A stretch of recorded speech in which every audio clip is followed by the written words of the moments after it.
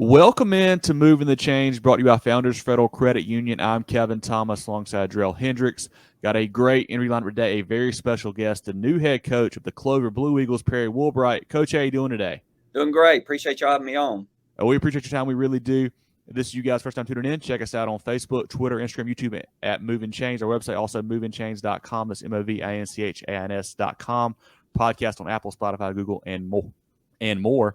Coach Woolbright was hired in January. He's been the head coach at Lexington for the past 6 seasons.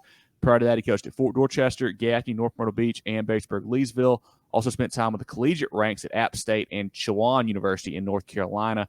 So, Coach, how's that transition been? We're talking off air. You're already up there at Clover now. How's that move been getting up to the York County area from Lexington? It's been good. It's just, high school's almost like college now. It's important that once you're hired a job, you get in there quickly.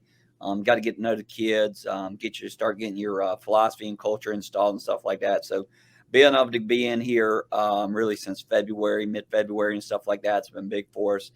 Getting to know the kids, kids getting to know me, kind of getting coaches in place and getting everything installed. Not as much. I try to tell everybody when you take over a job, the X's and O's are secondary. It's all the other stuff that's important and stuff like that. X's and O's will come. So, Coach, you got to start off with a moderately difficult one. How hard was it to leave that Lexington Wildcat program? It seemed like a great community, and you guys had a successful season last year. Yeah, definitely. That was a tough job. I mean, I've been there for so long, almost 7.5 years as AD and head football coach. So, I wasn't just vested as a football coach. I was invested in all the athletics there, and we had very successful coach programs, very successful coaches there. And that kind of was tough to do. Kind of grew up in 2 different areas in my life. I grew up in the Midlands right outside Lexington, and then I grew up here. So, so growing up that way, I knew a lot of people from my dad coaching back there, from growing up there and stuff. So it was tough to go through. But, I did spend my older years, my teenage years and stuff up in the Clover area. So coming back here was big also. Let's take a look at your coaching career. You've kind of been, all over the state, really. How'd you get into coaching, and just kind of give us maybe a step-by-step of how you got to Clover now? Yeah, I mean, probably got into coaching from the time I was born. My granddad was a head coach for 35 years. My dad was head coach for 30-plus years. So it's really the only thing I ever knew. My granddad, I can still remember when I was little, he'd always tell me, Perry, you're going to be one of the Woolbright. You're going to change it. You're going to go be a doctor, a dentist, or something. You're too smart. You don't need to be a coach. Don't be like me and your dad. And here I am, 17 years later, I'm a coach. But I kind of knew that was my path, I was fortunate enough to be on the team at Appalachian State. But I knew football wasn't going to be my future. I knew I wasn't going to the NFL. I was a realistic person. So knew I wanted to get in coaching, and was able to kind of GA up there, student coach up there for a year, and then kind of just started from there. When I kind of was graduating, went down and interviewed the same day. I interviewed for Stratford High School quarterback's job. And I interviewed for the Fort Dorchester OC job. Interviewed for both of them the same day. Came back up to Boone next day. That next day, they both called and offered me the jobs. So I kind of had to sit, and knew of both coaches through my dad. Ray Stackley was a great friend of my dad, and then Coach LaPrade and my dad knew each other. So I knew it was going to be 2 good programs, but I was young and I was ready to dive headfirst in. So having a chance to be the OC kind of was sealed the deal, probably going to Fort Dorchester, even though Stratford had been a great opportunity and stuff. So I kind of took that job. But being young, 22, 23, I was like, man, I need to scratch that college itch that I still thought I had, and took a job at Chowan University, which is way, way, way, way, way up in the top left corner of North Carolina. I had a son that was born up there, and actually he was born in Virginia. We're so close to Virginia. So kind of did that for a year and a half, and, realized, I had 2 kids at the time, and D2 college football, everybody thinks what they see on TV is what you get, So I wasn't making a ton of money. Didn't want really the area I wanted to grow my kids up in. And so I was fortunate enough to get on with Phil Strickland at Gaffney. And after being with him for 2 years, I sat down with him and talked with my dad. And I said, I feel like I'm ready to try to pursue my first head job. So I put in for, I remember Bluffton High School was open and North Myrtle Beach High School was open. Put in both, got an interview for both. North Myrtle Beach kind of called me back after my interview and offered me the job. And, I jumped right in with that, and kind of really learned a lot. And the big reason I kind of took that job is my dad kind of gave me some advice that really stuck with me. He said, my whole career, I'd been a coordinator at Fort Dorchester when we were really good. We had a guy named Robert Quinn and Carlos Dunlap. They were pretty good football players. And we had a lot of guys just like that. Been at Gaffney, for 2 years OC at Gaffney, we had some really good players just like they got now. Stuff like he said, he said, you're a good coach, but you need to go find out what kind of coach you are. So you need to go coach some lesser athletes and really hone your skills in. And that's what I was torturing. I came in there guns a-blazing, thought I was going to set the world on fire. Got done with my first season. I was 0-10. I was like, wow, maybe I'm not the good coach I thought I was. But, was able to build that program over 4 years. And that was really big for me, though. Really learned a lot about myself, kind of really set up how I run a program that's followed me from then on, the adjustments I made through that first season and stuff like that, and how to build a program the right way and get kids in a program where they need to be. And North Myrtle Beach is kind of taking off there. Then after that, after the fourth year, Batesburg Leesville came open, really wasn't looking, but Phil Strickland, who I was with at Gaffney, called me up and he said, look, Batesburg's looking for a head coach. He's like, I'm not wanting to go back there, but I gave him your name. Would you be interested? And I said, yeah. I said, I grew up that way. I'd be willing to talk to him. I said, storied program, stuff like that. So kind of went and talked with them and took that job and 3 great years there. Third year, we lost in the state championship to Abbeville and had planned the next year to come back. We had a team. We were going to make it back. I really felt like we could have won it the next year with everybody coming back. But how things happen. Josh, a great friend of mine, Josh Stepp, happened to get on at Georgia State with Coach Elliott. And, Lexington kind of was right there. I was actually living in Lexington. I wasn't living in Batesburg, Leesville. So, it's 5 minutes from my house and just kind of cards fell in place. Then kind of being there, being AD and head football coach, that was a great learning experience too, of managing people, managing the program as a whole and stuff like that. But kind of took the same philosophy of that 0-10. I'm still the same coach that went 0-10 my first year being a head coach. But what I learned that year has kind of got me to here. And then when Clover came open, didn't know if I was interested at first, saw it kind of came open. Some people reached out to my dad, kind of, hey, you think Perry might be interested? And I said, yeah, I'll be interested to go talk to him and stuff like that. So I came up here and kind of first time I drew up in town to go interview. I knew excitement kind of built a little bit. This is where I grew up, went to high school with. A lot of these people around here either played for my dad, played with me. And so that opportunity to come back. And the good part of it is I'm not AD anymore, even though I love that part, but giving it up is not a hard thing. And just being football and concentrating on football is great. So, Coach, you are a Clover High alum. How special is it to coach at your alma mater, and how has that community embraced you and your family in a short amount of time? It's great, because I understand the program. I understand the community. Clover, as big as we've gotten, we're almost 2,700 students now. When I was in high school, we were right on 1,000, but we're 2,700. 3 years they're opening up a brand new high school. But it's still, when you drive through here, yes, there's areas on the outskirts that's grown up, but it's still the small town of Clover. It's a school that takes pride in their athletics, pride in everything, from their arts to academics. It's one of the top academic schools, the Cornell program, the band program, athletics, everything's important here. So you got the big environment, the bigger school, but you're still a small town pride where on Friday nights, the town shuts down. Everybody's going to come fill Memorial Stadium to watch Blue Eagles. And I think that's big, and get some consistency in here. My dad was head coach for 12 years, went through about 3 different head. Jed Turner came in here, was a few years, did a good job, but then kind of went through some coaching changes real quick. Coach Lane's kind of got it back. He's done a good job getting it back on track. Been here for 5-6 seasons. So now I'm hoping we can continue that and then kind of push it to the next level and get consistency here and bring the pride that the community has back to it. So, Coach, how is your staff shaping up? You got that fully in place now, or still working on a couple spots here and there? We're getting close. Still kind of wanting to get through spring practice to get the final couple spots to fill and stuff like that. I got some great guys I kept from Coach Lane's staff that kind of understand Clover, understand what it's about. Have the same philosophies as you. Brought in some guys. Actually, brought in one of my teammates, Richie Williams, who played with me at Appalachian State, Hall of Fame quarterback at App. We were traveled roommates, best friends in college, and And of course, he was the one quarterback. I was the two quarterbacks. So, we were real close and always wanted to kind of mix up. But coming back here, he lives right in Gastonia. He works for NASCAR.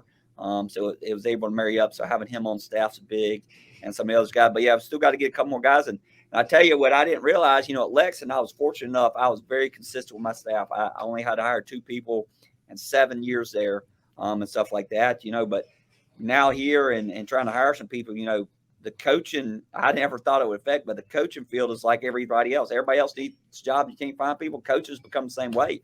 It is hard to find coaches, which I never thought this profession getting to be. And if you look at our state little message board on SportsU, there's coaches. Just today, I saw 2 coaches post that they need coordinators. I mean, we're at the end of May, and high schools are needing coordinators. So right now, if you want to get in coaching, you can pretty much go anywhere in the state of South Carolina. Somebody's got an opening somewhere. So, Coach, with the difficulties there, I think you got your coordinators figured out. But we want to ask you, what type of schemes do you like to run offensively and defensively, if you wanted to go through those really quickly for us? And do you call plays on either side of the ball, or do you kind of take up that CEO role, having been a head coach for so long now? No, I still do the offense. I've done the offense, and, I kind of tinkered before, and never really, kind of Lexington about midway, 4th year there. I was like, should I give it up? But I always talked myself out of, I always said I got to be where I am in coaching because of what I did as an offense coordinator. So why would I give up that part? And I'm a very hands-on coach. I want to know every kid on the team. I want to know what we're doing everywhere. So, I mean, that's kind of my niche to stay. I feel like if I gave that up, I'd just kind of be walking around and be the figurehead, the CEO. I want to be one of the coaches. I always tell my assistant coaches, yes, I'm the head coach and got to make those tough decisions on Friday night and stuff like that. But when we're together, I'm just one of the coaches. And that's what I want to be. I just want to be one of the coaches when I'm out there. I got to make, end of the day, I got to make the big decisions. So offensively will be similar like we were at Lexington. We're going to be a balanced team, try to be 50-50. Now, and I tell everybody, and they're like, well, how do you be 50-50? I was like, well, by the end of the year, we want to be 50-50. There might be some games where we throw it 80% of the times. There might be some games where we run it 80% of the times. So we're going to have an offense set up to where we can be successful both sides, and they marry each other. Our passing game is going to be successful because our running game, and vice versa. But by the end of the year, we will be 50-50. I mean, if you look at last year at Lexington, we had a 2,000-yard running back, 2,000-yard receivers, quarterback that threw for 2,500. So we were very balanced with what we did there, and that they kind of help each other out. Defensively, we'll be in a kind of a 3-4 look. We kind of switched that when I was at Lexington the last few years. I've kind of always been like the odd front because offensively, it's kind of what's given me the most trouble. And 2, just like anything, it's tough. In college, you'll see them kind of go, it's tough to find true D linemen anymore, especially in the 4-man front. You got to have 2 good inside guys. You can usually find the ends, but there's inside guys. So it's a lot easier to find a 3 and then kind of find a rush in to kind of be your 4th rusher in the 3-4. So we'll be kind of a multiple 3-4. It'll look like a 4-man front sometimes, but it'll be mainly a 3-4 base. You've had the privilege to be around some, really legends in the coaching game, from Coach Strickland to Coach LaPrade to even, your dad and your granddad there. Who are some guys you think have really been big influences on the way that you coach? And then off of that, are there maybe some guys in the college or pro level you like to watch to kind of pick up things from each week as well? Yeah, I think it's everybody I've been with. Kind of number one, growing up around my dad. My granddad was on the latter year of his career when I was young.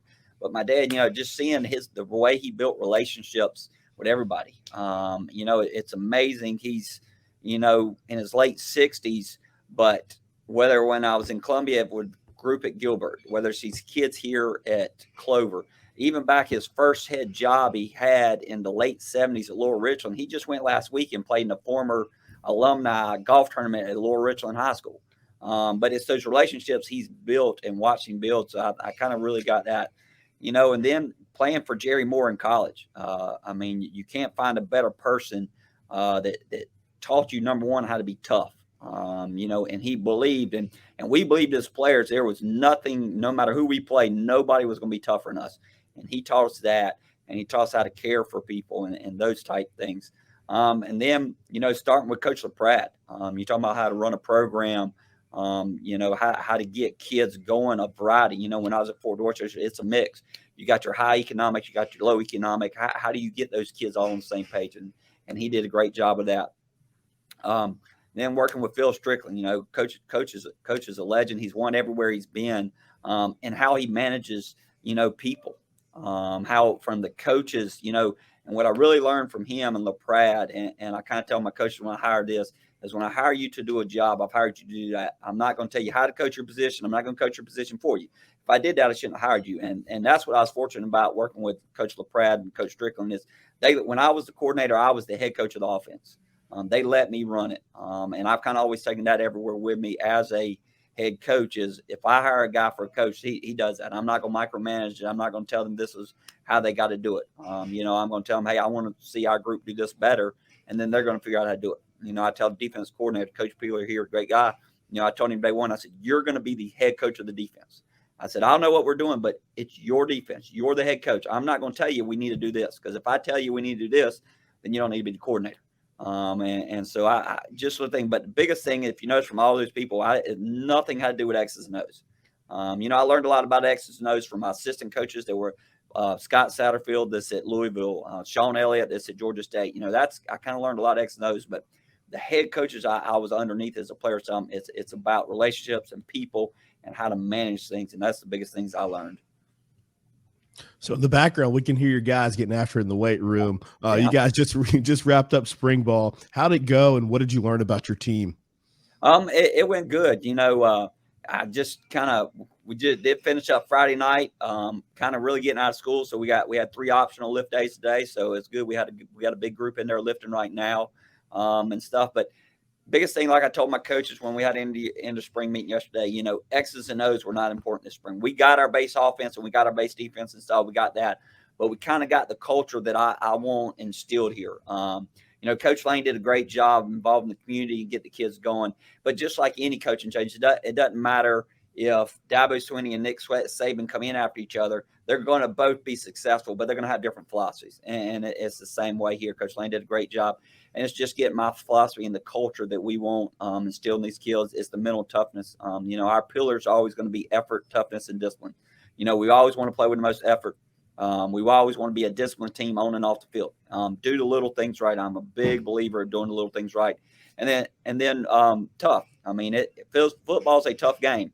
And a big part of toughness is a mental toughness. I think kids nowadays, we're still with the kids that kind of when the young age went through that COVID to where it was tough to be mentally tough because you had to be cautious of everything. But now we're able to kind of get back to real life and getting past COVID. Now that we got to get the kids back to being mentally tough because they got to be able when they graduate high school and they get that job one day, if things are going tough at home with their wife, they got to be mentally tough, learn to get through it. Things are going tough at work, they got to be mentally tough to get through that. If things are going tough out in the real world, they got to be mentally tough. So establishing those things and stuff, and that was able to help us be successful at Lexington as we got our kids that way. We won a lot of games at Lexington that we should not have been in the game. That before the game, when you line up 2 teams, it's like, all right, that team right there, the Wildcats are about to get beat. And we would win a lot of games by overtime, 3 points, 7 points in the fourth quarter because of that mental toughness. So we've been working on getting those things instilled here in our guys here. So, Coach, who are a couple maybe special players you identified that we should really be on the lookout for here in this 23 campaign? Yeah, offensively, it'll start with our quarterback, Jalen Hoover. He was a starter for him last year, threw for 2,000 yards. Coach, of course, they were kind of more in an air raid type system, throwing a lot more. They were probably more 70-30 or 80-20 run pass. Our pass run will be more 50-50, like I said, which I think fits he's very athletic. He's one of the best basketball players we got on in the school. So that I think what we're going to do offensively will fit his mold. So he had a good spring, learning new system. Of course, the passing reads, he kind of already understood from being that, but now it's getting the run reads with our inside zones and our RPOs and things like that. So he did a great job. I think at running back, we got a few guys that could be pretty good. DeMarco Evans is coming back. He was a junior. He'll be a senior next year. He's a bigger running back. And then we've got a younger guy, Landon Stone, who's going to be a junior. Reminds me a lot of Jonah Norris and the way he plays and runs and stuff like that. So I think which would be good having that depth there at running back, which we were fortunate to have at Lexington the last couple of years, have a little depth that helps us with what we're going to be doing. Receivers, we had a lot of guys there. And it's going to be finding the right pieces, which is good. We're going to have some depth there. Of course, Deion Brown's coming back last year. He was their 1,000-yard receiver, utilizing his speed and in the mixed game. Jay McCoy's a guy that's going to be really good in the slot. Of course, Braden's coming up, and Braden's going to be playing some both sides for us, so he'll kind of be in the slot for us, playing there, and then, of course, be at safety too. So, he's going to be a big two-way player for us. On the defense side of the ball, Jaden Bryant's a guy who I think this summer is going to blow up at camps. He's 6'4", 220. He was MVP at the Palmetto Combine for defensive linemen, and just getting him in front of coaches, not even at camp.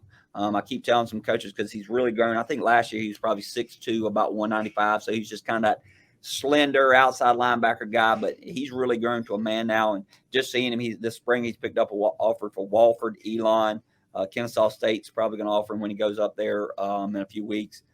So he's got some camps, but I think once he gets up some camps this summer with his size and movement, he's going to blow up. But he's really going to be the anchor of that outside linebacker group for us on defense. Another D lineman, Peyton Root, was a returning nose guard, is going to do well. And then our secondary, we lost some there, but, we really got 3 safeties to play 2, which is good. Cade Pilgrim and Zach Cheatham are both returning.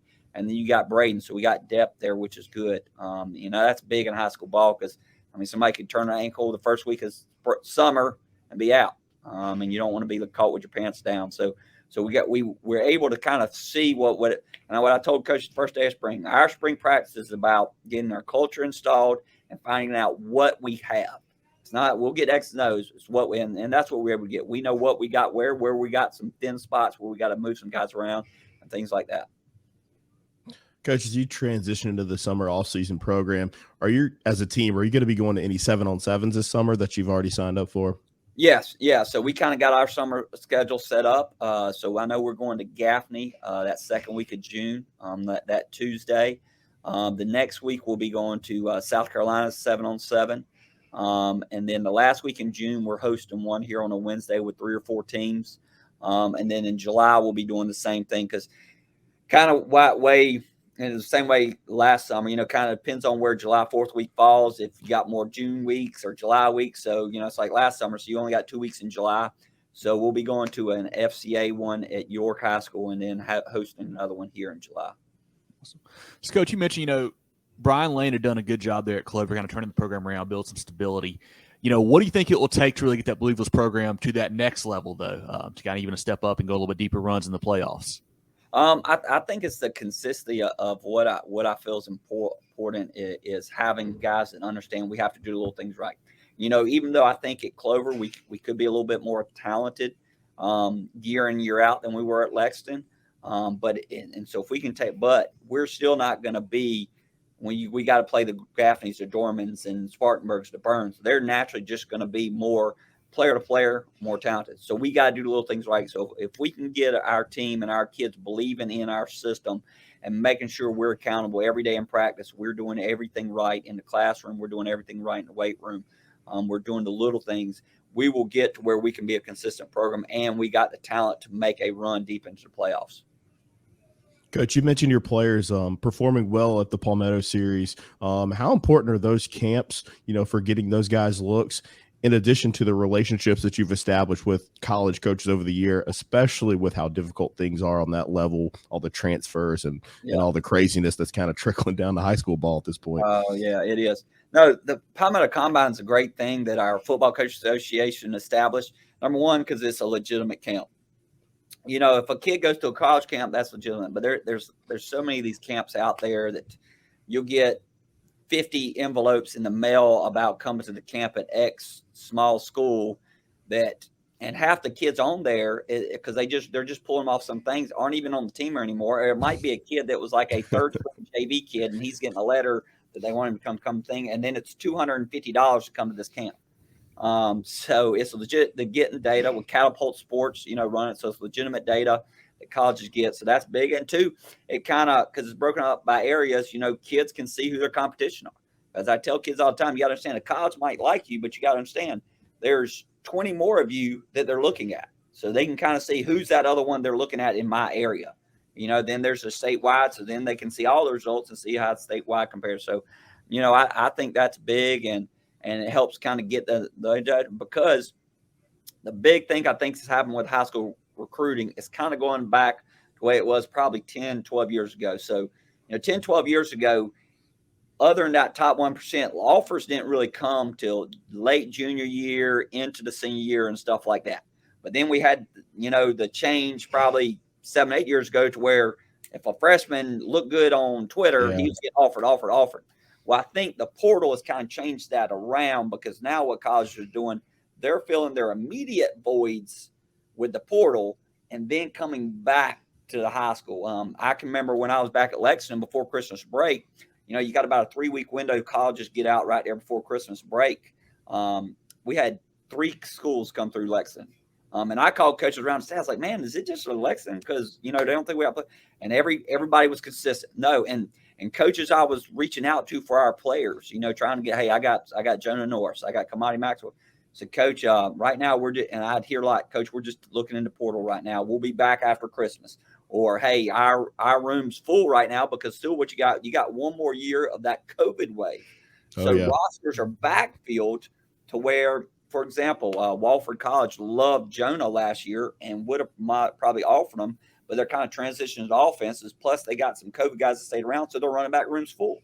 So, again, they're not taking anybody. So, I think that's a married thing. So, I think it'll take a year or two, but kids just have to realize it's nothing they're doing wrong. It's just going to happen later. This generation's what they've been through the last 5 years. By sophomore year, if I don't have an offer, I'm not going to make it. Well, it's not the case anymore. It's going to happen. It's just going to happen at a later time. Take your financial game to the next level with Founders Federal Credit Union. Reach your full potential. Relax. Join Founders today. Visit an office near you or relaxjoinfounders.com to apply. Federally insured by NCUA, member qualification required.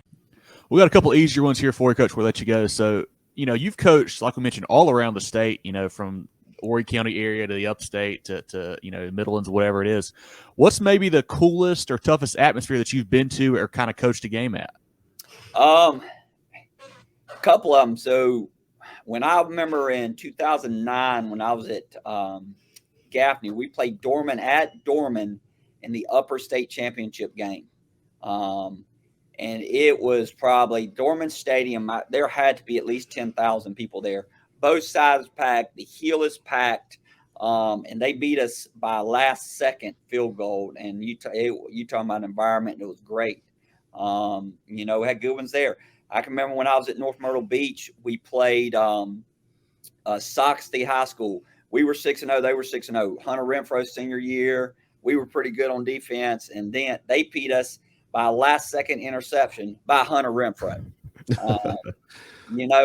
State championship game, you talking about, a lot of people, I tell coaches all the time, I said, look, you need to go coach at every classification because you can really see it.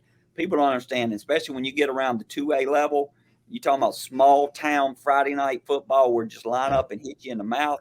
And so when we were in our conference and we played Abbeville in the state championship when I was at Batesburg, you could have robbed every house in the town of Batesburg and Abbeville and nobody would have known anything. And then at Lexington, the Lexington River Bluff rivalry is awesome.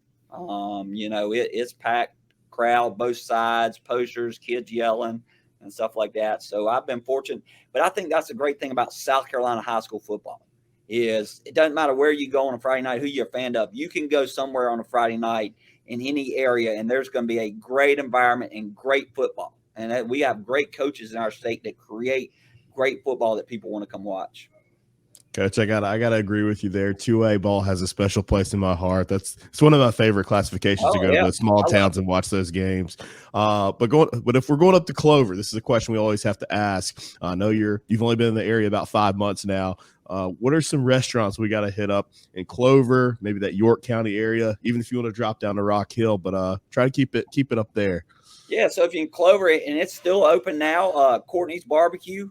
Mr. Courtney that opened that, him and my dad were real good friends when he first opened that restaurant. And actually, when my dad transitioned from coaching, and when I was in college, he resigned from Clover and took a step back and went and coached at middle school so they could trial me in college. Well, on the side, he was Mr. Courtney's. He ran his barbecue competition team, so he did barbecue competition for him and stuff like that. So that's a good place. Good little diner, Eagle's Nest. It's got a great grilled cheeseburger and tater tots. So if you're definitely up here on a Friday night, those are two great places to come here, and you'll be right in the heart of Clover. So it'd be nothing but Clover around you. That's awesome. That's awesome. So we mentioned off air, I think, and you got a chance to play for your dad at Clover, and now you're going to get to coach your kids at Clover as well. How kind of surreal and neat is that experience really for you? Yeah, I mean, that's pretty neat. I mean, there's probably not too many times, some people do get to go back and coach at alma mater, but to go coach where your dad coached and then have your sons play for you at the same place, it's pretty neat this spring practice, after spring game, of course, took some pictures with the kids and stuff like that on the field. And I can remember being right there with my mom and dad and granddad and stuff, taking pictures after playing on Friday nights and stuff like that. So it'll be a neat experience, getting to coach them. And, you don't think about it, and I don't think about it, but, my oldest one's going to be a senior, so I only got one more year of riding his butt hard and stuff like that. So I don't know if he'll be happy or sad, but I only got one more year of staying in his butt and stuff like that before he goes off and stuff like that. So I'll definitely enjoy the moments. Piggybacking off that, are we going to get a 4th generation Woolbright coach in the state? They both say they want to get into it. So we'll see. I wouldn't be surprised if one of them, if not both of them, end up in coaching. I think it's when when you're raised on the sideline, when you're raised in the locker room, and that's kind of all and you see how great of an experience it was for you. You kind of want your family to have the same thing. And you were also you were a student coach at App State when they started that run of 3 straight national championships. How special was that 2005 season up there? I think it was Coach Moore that was the head coach at the time. Yep. How special was that for you as a young coach and getting your cutting your teeth there? That was great. Playing 4 national championship. Get that experience and stuff like that. Things you remember from the night. I can remember. It was the Andrews girl that's on ESPN now. So she was a young sideline reporter. And that was just when they were starting to broadcast the FCA. It's 1AA national championship game at time. And she's on our sideline, and she trips on the cord where our headphones are cutting, and our headphones go out. Oh, no. So they're scrambling. So I'm on the sideline phone with Coach Satterfield in the box. He's calling the play to me. I'm calling a play to our receiver coach, Lonnie Galloway, that's in North Carolina now. He's signaling to play the game, and we ran 2 series. Nobody knew this. We ran 2 series of offense, and that's the chain we had to go through because Sarah Andrews ripped the cord out on the sideline. Holy cow. That's awesome. That's a great story. Stories. Well, a last one here for you, Coach. What are some of your goals for the 23 season for the Blue Eagles?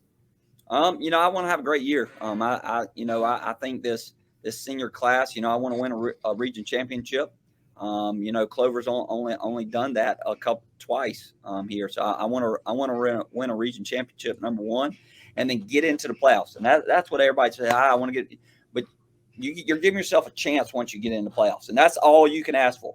Anything can happen when you get in the playoffs, and all you can do is ask for that chance. So our number one goal is to win a region championship and then get us in the playoffs in a good position to have a chance. And that's all we can ask for. I tell the guys, I told the seniors after the spring game, they have to realize they're only guaranteed 10 high school football games left in their career. And it could be their career of ever playing football. 10 is all we're guaranteed.